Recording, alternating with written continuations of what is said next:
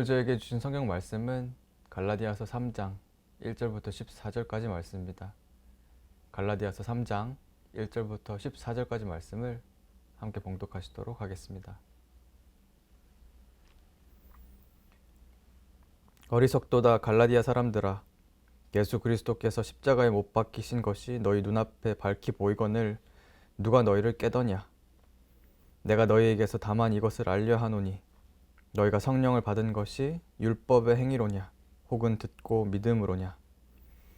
너희가 이같이 어리석으냐? 성령으로 시작하였다가 이제는 육체로 마치겠느냐? 너희가 이같이 많은 괴로움을 헛되이 받았느냐? 과연 헛되냐? 너희에게 성령을 주시고 너희 가운데서 능력을 행하시는 이의 일이 율법의 행위에서냐 혹은 듣고 믿음에서냐? 아브라함이 하나님을 믿음에 그것을 그에게 의로 정하셨다 함과 같으니라. 그런즉 믿음으로 말미암은 자들은 아브라함의 자손인 줄 알지어다. 또 하나님이 이방을 믿음으로 말미암아 의로 정하실 것을 성경이 미리 알고 먼저 아브라함에게 복음을 전하되 모든 이방인이 너로 말미암아 복을 받으리라 하였느니라. 그러므로 믿음으로 말미암은 자는 믿음이 있는 아브라함과 함께 복을 받느니라. 무릇 율법 행위에 속한 자들은 저주 아래에 있나니 기록된 바 누구든지 율법 책에 기록된 대로 모든 일을 항상 행하지 아니하는 자는 저주 아래에 있는 자라 하였음이라. 또 하나님 앞에서 아무도 율법으로 말미암아 의롭게 되지 못할 것이 분명하니 이는 의인은 믿음으로 살리라 하였음이라. 율법은 믿음에서 난 것이 아니니 율법을 행하는 자는 그 가운데서 살리라 하였느니라. 그리스도께서 우리를 위하여 저주를 받은 바 되사 율법의 저주에서 우리를 속량하셨으니 기록된 바 나무에 달린 자마다 저주 아래에 있는 자라 하였음이라. 이는 그리스도 예수 안에서 아브라함의 복이 이방인에게 미치게 하고 또 우리로 하여금 믿음으로 말미암아 성령의 약속을 받게 하려 함이라. 아멘. 네, 계속해서 갈라디아서를 살펴보고 있습니다. 말씀드린 대로 갈라디아서는 바울이 율법과 행위 가운데 구원이 있다는 거짓 가르침이 퍼지고 있던 갈라디아 교회들에게 보내는 편지입니다. 그 거짓 가르침을 반박하여 바로잡으며 성도들에게 온전한 진리를 가르치고자 하는 목적을 가지고 있다는 것입니다. 우선 1장에서 바울은 먼저 예수 그리스도의 복음만이 온전한 진리이며 구원임을 선포하며 편지를 시작해주고 있습니다. 다른 복음은 없나니 다만 어떤 사람들이 너희를 교란하여 그리스도의 복음을 변하게 하려 함이라. 우리를 구원할 복음은 오직 하나, 예수 그리스도의 십자가 복음 뿐이라는 것입니다. 그리고 2장에서 바울은 더욱 자세하게 왜 율법과 행위가 또 다른 복음이 될 수 없는지 갈라디아 교인들과 저희에게 설명해 주었습니다. 간단하게는 아무도 율법과 행위로 의롭다함을 받을 수 없기 때문이었죠. 의롭다함이 있어야 하나님과 연합할 수 있고 하나님과 연합할 수 있어야 구원이 있을 텐데 율법과 행위에는 의롭게 하는 힘이 전혀 없었다는 것이죠. 많은 사람들이 노력하고 또 노력했지만 단 한 명도 율법과 행위를 통해서 의롭게 될 수 없었다는 것입니다. 그렇기에 그것은 구원이 될 수 없다는 것이죠. 율법과 행위는 방법이 아니라 열매, 예수님을 통해서 구원을 받았을 때 흘러나오는 열매일 뿐이라는 것입니다. 그것이 1장과 2장에 나오는 바울의 주장이었습니다. 그리고 오늘 3장의 본문에서도 바울은 계속해서 같은 맥락의 메시지를 전하면서 율법과 행위의 부족함을 이야기해주고 있습니다. 1절입니다. 어리석도다 갈라디아 사람들아, 예수 그리스도께서 십자가에 못 박히신 것이 너희 눈앞에 밝히 보이거늘 누가 너희를 깨더냐? 예수 그리스도께서 십자가에 못 박히신 것을 뻔히 알면서도 그분이 구원이심을 뻔히 알면서도 그들은 어리석게 율법과 행위를 계속 주장하면서 십자가를 욕보이고 있었다는 것입니다. 그리고 이어서 바울은 구원뿐만 아니라 구원에 따르는 모든 능력들 또한 결국 예수님만을 비롯한 것이라고 이야기하면서 더 그의 주장을 확고히 하고 있습니다. 2절, 너희가 성령을 받은 것이 율법의 행위로냐? 혹은 듣고 믿음으로냐? 너희가 이같이 어리석으냐? 성령으로 시작하였다가 이제는 육체로 마치겠느냐? 구원의 가장 강한 능력, 성령님 또한 오직 예수님을 비롯한 것임을 바울은 상기시켜주며 아무것도 율법과 행위로 된 것은 없다고 다시 못 박고 있는 것입니다. 하지만 이때까지 바울의 주장을 들은 유대인들은 한 가지 의문점을 품기 시작했다고 합니다. 그것은 만약에 율법과 행위로 절대 의롭다함을 얻지 못하는 거라면 구약의 인물들 어떻게 구원을 받았냐 하는 의문점이었습니다. 어제 말씀드린 것처럼 아무도 율법과 행위로 의롭다함을 얻은 사람 없었다고 했는데 분명 구약에는 구원받은 자들이 있었기 때문입니다. 많지는 않았지만 분명 몇몇 사람들은 하나님과 함께 걷다가 그분께로 영원히 돌아갔고 구원받았기 때문이죠. 그들은 예수님을 몰랐을 텐데 어떻게 구원받았느냐? 그렇다면 율법과 행위로서가 아니냐? 의문을 제기했다는 것입니다. 그래서 바울은 6절부터 그들의 의문을 반박하며 답을 주기 시작합니다. 결론은 그 구약의 인물들 또한 율법과 행위가 아니라 결국 믿음으로 구원을 받았다는 것이었죠. 아브라함을 비롯한 구약의 구원을 받은 인물들도 결국 믿음을 통해서 구원을 받았다는 것입니다. 6절, 아브라함이 하나님을 믿음에 그것을 그에게 의로 정하셨다 함과 같으니라. 또 8절, 또 하나님이 이방을 믿음으로 말미암아 의로 정하실 것을 성경이 미리 알고 먼저 아브라함에게 복음을 전하되 모든 이방인이 너로 말미암아 복을 받으리라 하였느니라. 그 믿음이 결국 아브라함을 구원했고 그의 예시를 따라서 모든 자들 구원해 내었다는 것입니다. 그렇기에 바울은 11절에 다시 한번 확실시 해주고 있습니다. 하나님 앞에서 아무도 율법으로 말미암아 의롭게 되지 못할 것이 분명하니 이는 의인은 믿음으로 살리라 하였음이라. 믿음으로 의롭게 된 것을 다시 강조하며 율법이라는 저주에 매여서 살았던 사람들처럼 살지 말고 아브라함과 구원받은 구약 인물들의 믿음을 따라서 살아가라고 바울은 말해주고 있는 것입니다. 하지만 이쯤 돼서 유대인들은 다시 한번 바울에게 의문점을 가졌다고 합니다. 그것은 그렇다면 만약에 율법과 행위가 저주라고 표현할 만큼 본문에서 저주라고 표현할 만큼 나쁜 것이었다면 하나님께서는 왜 율법을 주셨나는 것이었습니다. 애초부터 왜 율법을 주셨나는 것이죠. 하지만 한 가지 저희가 알아야 할 것은 율법 자체가 문제가 있었던 것은 아니라는 것입니다. 율법 자체가 저주는 아니라는 것이죠.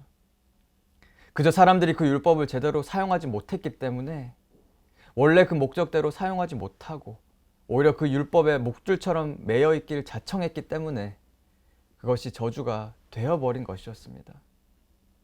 즉 저희가 율법을 저주로 만든 것이라는 것이죠.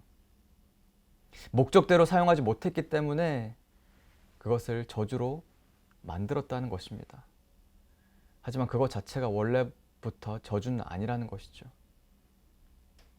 그렇다면 율법의 원래 목적, 순기능 무엇이었을까요? 어제부터 이어지고 있는 메시지는 율법이 일종의 척도의 목적을 가지고 있다는 것입니다. 즉, 이 율법과 행위를 통해서 자신이 얼마나 예수님이 필요한지 가늠하는 일종의 척도 역할을 해주는 것이었죠. 구약부터 초대교회까지의 수많은 사람들은 그 율법을 지키는 것 자체에 매여 있었지만 사실 하나님께서는 이미 그들이 율법을 지키지 못할 것을 알고 계셨습니다. 하나님께서는 그들이 그것을 억지로 끝까지 법으로 지켜내길 원하셨던 것이 아니었다는 것입니다. 하나님께서는 그들이 그 율법을 통해서 자신이 절대 율법과 행위로 하나님에게 가까이 가지 못함을 절실하게 느끼고 마음 깊은 곳에서 깨닫고 하나님 앞으로, 예수님 앞으로 두 손 들고 나아오길 원하셨던 것입니다. 예수님의 필요를 간절히 느끼게 하는 것이 율법의 목적이라는 것입니다. 예수님의 필요를 간절히 느끼게 하는 일종의 장치라는 것이죠. 실제 믿음으로 구원을 받았던 구약의 인물들, 좀 전에 말씀드린 구약의 인물들은 율법과 행위를 올바른 목적으로 사용할 줄 알았던 사람들이었습니다. 아브라함, 모세, 다윗, 그들은 율법 자체를 지키는 것이 목적이었던 것이 아니라 말씀드린 대로 그 율법을 통해서 그 율법에 자기 자신을 비춰보면서 그 율법 안에서 너무나 추악한 자신의 모습을 보면서 하나님을 향한 필요성을 키워나갔던 것입니다. 그리고 그렇게 하나님을 더욱 갈급하면서 그분 앞에 나아갔던 것이죠. 율법은 결국 예수님을 가리키는 장치라는 것입니다. 그렇게 조금 더 아래를 보시면 바울은 3장 후반부에 율법을 초등교사라고 표현하고 있는 것입니다. 결국 예수님을 가리키는, 진리를 가리키는 교사의 목적을 가지고 있었다는 것이죠. 그것이 원래 하나님께서 원하셨던 율법의 목적, 순기능이었습니다. 그리고 아직 저희에게도 그 목적, 그 율법의 목적 그대로 적용이 됩니다. 저희에게도 율법과 행위는 예수님을 가리키는 척도 역할을 해준다는 것입니다. 어제 말씀드렸습니다. 율법과 행위는 구원의 열매라고요. 즉 그 열매를 통해서 저희가 예수님과 잘 연결되었는지 판가름할 수 있다는 것입니다. 저희 삶 가운데 율법과 행위의 열매가 맺히고 있지 않다면, 충분히 풍성하고 아름답게 맺히고 있지 않다면 저희는 그것을 통해서, 그 열매를 통해서 제가 지금 얼마나 예수님이 필요한지를 알 수 있게 된다는 이치입니다. 그리고 당연히 그분께 돌아가게 되는 것이죠. 예를 들어 보겠습니다. 만약에 저희 삶 가운데 10계명, 율법이죠. 10계명의 열매가 조금씩 줄어든다고 가정해 보시길 바랍니다. 저희가 저희 삶 가운데 우상을 만들기 시작하고, 누구를 미워하기 시작하고, 성적 죄를 짓기 시작하고, 욕심과 거짓말이 늘어간다 가정해 보시길 바랍니다. 그렇다면 이제 저희는 그 율법과 행위의 열매를, 그 생산력을 척도 삼아서 저희가 얼마나 지금 예수님이 필요한지 가늠할 수 있게 된다는 것입니다. 그리고 그 필요를 느끼면서 그분께 나아갈 수 있게 된다는 것이죠. 그것이 율법의 목적이며 순기능이기 때문입니다. 그렇게 오늘 저희는 그 율법을 척도 삼아서 함께 예수님 앞으로 더욱 나아가길 원합니다. 성도님들 삶 가운데 율법과 행위, 그 열매가 맺히고 있습니까? 이전에 예수님을 처음 만나 그분 안에 살며 살아가던 그때와 비교해서 지금 열매 어떠신가요? 열매를 더 많이 맺고 계십니까? 혹 열매를 더 적게 맺고 계십니까? 혹시 우리 삶 가운데 율법과 행위의 열매가 말라가고 있다면, 줄어들고 있다면 그것은 저희가 지금 예수님께로 돌아가야 함을 급하게 알려주는 신호가 되어줄 것입니다. 더 율법과 행위를 지켜내라고 다그치는 저주가 아니라 그저 예수님이 지금 필요하다는 것을 알려주는 신호 역할을 해준다는 것입니다.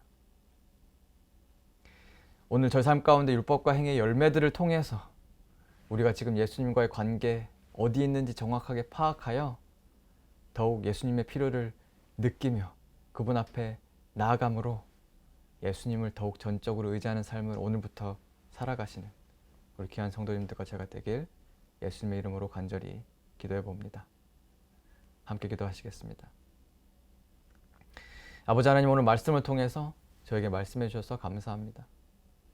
주님, 오늘 말씀을 통해서 제가 하나님께서 주신 율법과 행위를 잘못 이해함으로 하나의 일종의 저주로 만들어 버렸음을 보게 되었습니다. 하나님께서 언제나 원하셨던 것은 율법과 행위를 통해서 우리가 우리 자신을 더욱 솔직하게 바라보며 예수님의 필요를 더욱 솔직하게 느끼며 갈급하게 하려는 목적이었음을 깨달으며 오늘 그 목적대로 율법과 행위를 통해서, 그 열매를 통해서 유일한 구원이신 예수님을 바라보고 그분께 돌아가는 귀한 오늘 하루가 될 수 있도록 주님 인도하여 주시옵소서. 감사드리며 예수님의 이름으로 기도했습니다. 아멘. 이 시간에 세 가지 기도 제목 놓고 함께 기도하는 시간 가지도록 하겠습니다.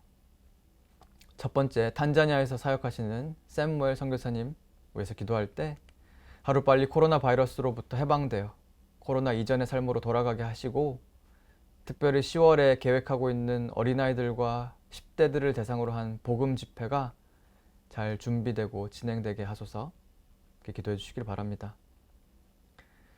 두 번째, 우리 큰빛교회 청년들이 강건하게 세워져서 하나님의 뜻 가운데 미래를 계획해 나가는 귀한 청년들이 되게 하소서, 함께 기도해 주시길 바랍니다.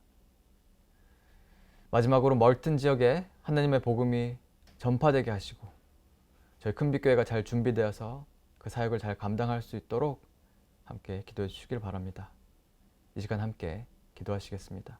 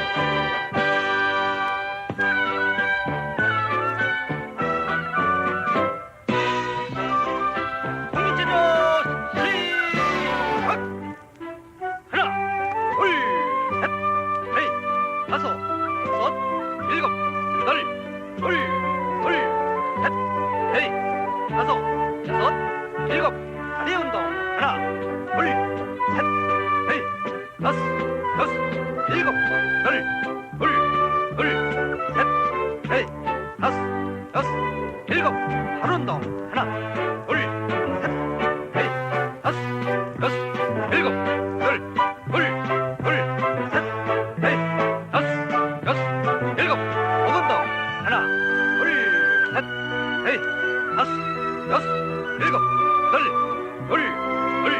셋, 넷, 다섯, 여섯, 일곱, 가슴 운동 하나, 둘, 셋, 넷, 다섯, 여섯, 일곱, 여덟,